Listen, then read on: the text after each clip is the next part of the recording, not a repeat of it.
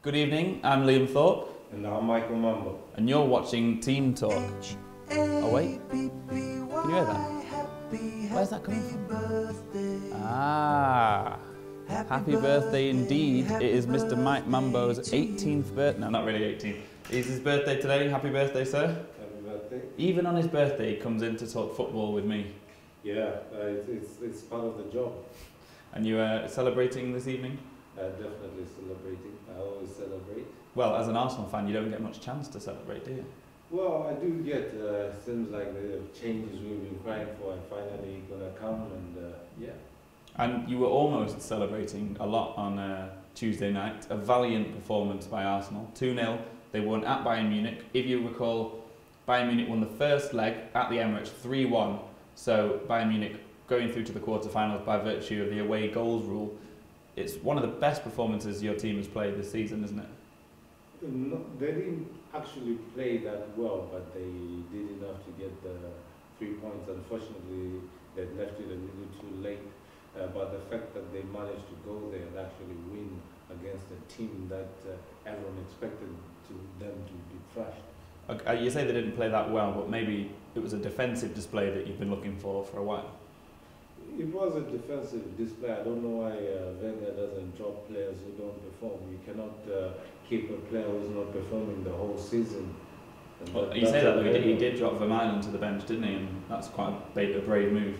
Yeah, he did that, but he should have done that earlier. If for Ferguson, if you're not performing, you're out. Mourinho doesn't give you 90 minutes. If you're not performing in 5 minutes, you're out. Okay, but I mean, it was a good display, a valiant effort, but the harsh reality is 8 years now, no silverware. That's not good enough. Well, we do have the biggest silverware, which is the Emirates Stadium. Yeah, but you're the one who's always complaining about it being the business side of things. Yeah, silverware is what the fans want. Yeah, it's the business. Unfortunately, the board lost the plot, and they now realize that they have to balance the two. Looking at the Bayern Munich model, they have managed to be successful and yet be locally owned, and that is possible. Okay, so Arsenal not through to the quarterfinals. Just a quick word. This season, the first time in a long time, no English sides in the quarterfinal stage. So actually the first time in 18 seasons. Is that because the Premier League is dropping in quality, or is it a one-off? Well, it's definitely because there's a drop in quality. We can't say it's a one-off, because if you look at last season again, they didn't perform that well, even though Chelsea eventually won it. But all the other teams, as compared to maybe 3-4 years ago, when you would have 4 English teams in the quarterfinals playing against each other and an All-England final.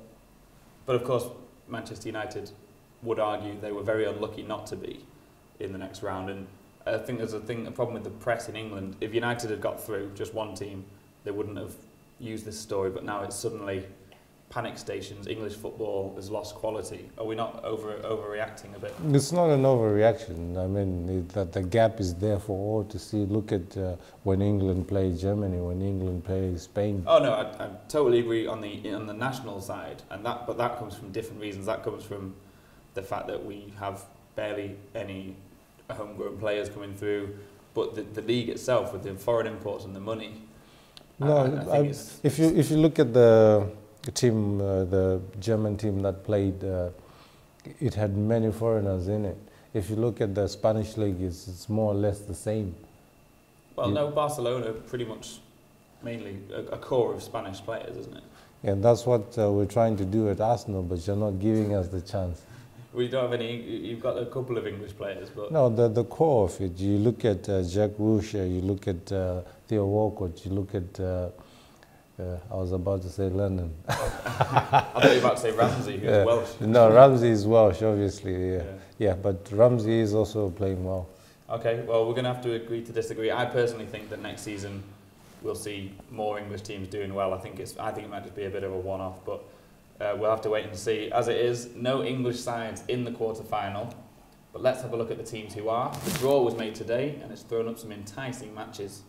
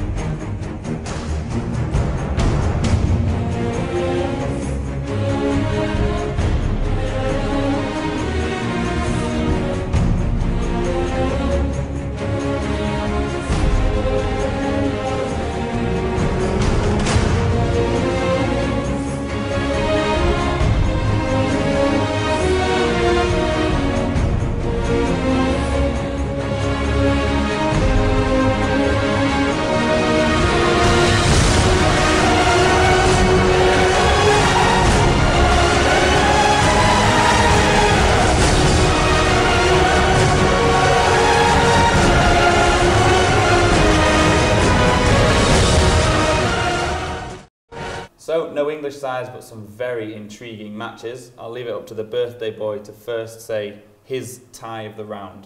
Well, they're all quite tasty, very exciting. You've got Real Madrid, Galatasaray, but my personal favorite is PSG v Barcelona. And why is that? Simply because of the star factor. Both players have got huge characters, and yeah. Of course, Barcelona, we didn't mention before, had to overcome a remarkable 2-0 deficit to win 4-0 against AC Milan. Are they now the favourites? I wouldn't say that they are the favourites, because if AC Milan can beat them 2-0, anyone can beat them. So PSG have got a chance? The PSG have got a chance, definitely. Okay, that's what Mike thinks. We always like to think what you guys think on Facebook, and we've had some different responses. Okay, so Davis Popcan has gone for Bayern versus Juventus. That should be a tasty game, shouldn't it? Yeah, definitely, definitely. Kuda Featrix Elvis agrees. He says that's the tight one. Is that the one where the two teams are most evenly matched? Well, having looked at both teams playing, I think Bayern have an edge over Juve. Juve, though they won against Celtic, the Celtic had numerous chances to bury them. Okay. Baba Potential here has said Real Madrid versus Galatasaray. I mean, Galatasaray got some good new players in Drogba and Schneider, but Real Madrid should be too strong for them. Real Madrid, definitely. Okay, and finally we've got John Chiradza and Royce Mandawala both agreeing with Mike Mambo. Might just be because it's your birthday. Or maybe it's because he's right, and that should be an incredible tie. You've got Ibrahimovic and Beckham, you've got Messi, Xavi, Iniesta. Should be a great game. It's arguably the world's best team against the world's richest team now. So we'll keep you updated on those ties. But when the other European competition, of course, is the Europa League. And with 3 English sides still involved, that's Chelsea, Spurs and Newcastle, they all had to overcome tricky matches to get to the next stage. Now, Spurs, we've often wondered if Spurs are the same team without Gareth Bale. And the evidence last night suggests no. If you remember, Spurs beat Inter Milan 3-0 at home. And then last night, they lost 4-1 away at the San Siro, only relying on an Adebayor goal to get them through. So I think that proves that they're not the same team without Gareth Bale. Yeah, definitely they're not the same team. Though a friend of mine, Paul Simple, kept on texting me, "Oh, Spurs, Spurs, Spurs," because he's a huge Spurs fan. And yeah, I'm happy they're finally through. It gives them more games to play. And what about Chelsea? Now, if anyone was glued to our ATV Facebook page last night, they'll have seen a rather cheeky update from Mr. Jelani, who says, breaking news, Torres has scored a goal for Chelsea. This got quite a lot of laughs from our audience, but of course, it is breaking news because Torres has only scored 2 goals in 20 games for Chelsea. But he tends to pick important times, and last night was an important one. He got the deciding goal as they edged past Steaua Bucharest. In the other game, Newcastle just about beat Russian side Anzi Makachakala 1-0 with a Cisse goal in the 93rd minute. So 3 English teams progressing in the Europa League. Why are we doing well in that competition? Is it because it's a bit of a lower standard? Yeah, definitely, it's a bit of a lower standard. So teams like Chelsea will excel because they're in the lower league now. Okay. Now, coming up on your screen is the draw for the Europa League that happened today. Some tricky games again for the English sides, but they all managed to avoid each other. Chelsea take on the Russian side Rubin Kazan. Spurs take on the Swiss side Basel. The other game that doesn't involve an English side is Fenerbahce versus Lazio, and probably the hardest game for the English teams is Benfica against Newcastle. So that's the Europa League games. Mike, would you agree Newcastle have got the toughest tie? Definitely, and I don't see them being able to beat Benfica.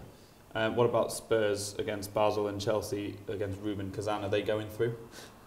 I expect Spurs to go through, but it depends on Bale's performance. Depends if he's playing, doesn't it? Yeah. Okay, let's not forget that we have got a full round of Premier League games this weekend. Let's have a look at the fixtures coming up.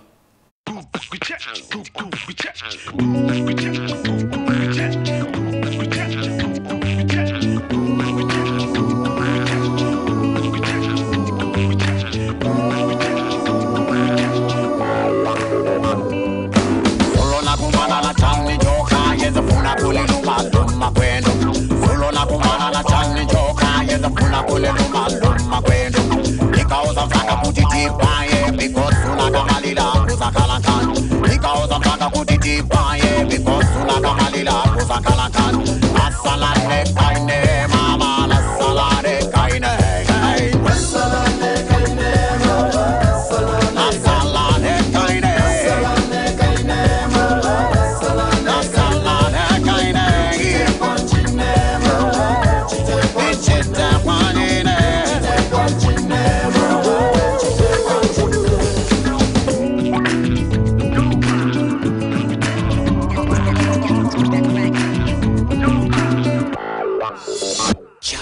Until you go up a menega from Sakadoki Kamulupa Kamalila. Until you go up a menega from Sakadoki Kamulupa Kamalila. Until you go up a menega from Sakadoki Kamulupa Kamalila. Until you go up a menega from Sakadoki Kamulupa Kamalila. Asalane Kaine, Mama, Asalane Kaine. So there's your Premier League fixtures. Mike, what are you looking forward to in terms of the matches? Everton, Man City, definitely is going to be an interesting one. So that's the first game on Saturday lunchtime. And I suppose with United, Reading coming later that day, Yeah. by the end of Saturday, United could feasibly be 15 points clear, couldn't they? Yeah, they could be feasibly 15 points clear, and maybe there will be. Who knows? What kind of challenge do Everton pose to City? Where can they hurt them? Well, as the danger man is always Fellaini, he can always hurt any team out there. Okay, and your Arsenal team, not an easy game, away at Swansea. How do you rate your chances? I rate them 50-50. Again, it depends which Arsenal turns up. And depends if Mr. Michu is on scoring form. Well, even if he's on always scoring is, form, he always is. It depends on the defenders on the day. Okay, and then on the Sunday, we have two London derbies. Tottenham versus Fulham, Chelsea versus West Ham. How do you see those two going? Well, I'll have to say Tottenham are going to lose simply because by the end of the match yesterday, they couldn't even celebrate. They were sat on the ground gasping for air. That's how difficult it was. Will they be able to come against a Fulham team that's fresh, that has had the whole week of rest? And that has Dimitar Berbatov, which always possible to cause an upset. And Chelsea West Ham? Chelsea West Ham, it's obviously going to be a Chelsea win. Okay, so that's how Mike calls it. What do you guys think? As you can see, we have a lot of people getting involved on our ATV Facebook page. There's all sorts of opinions flying around. Remember to keep it clean. But yes, contact our ATV Facebook page, join the debate. We'd love to hear from you. For now, though, we'll see you on Monday. Happy birthday from Mike Mambo. A happy birthday from ATV. Take care, guys, and have a lovely weekend.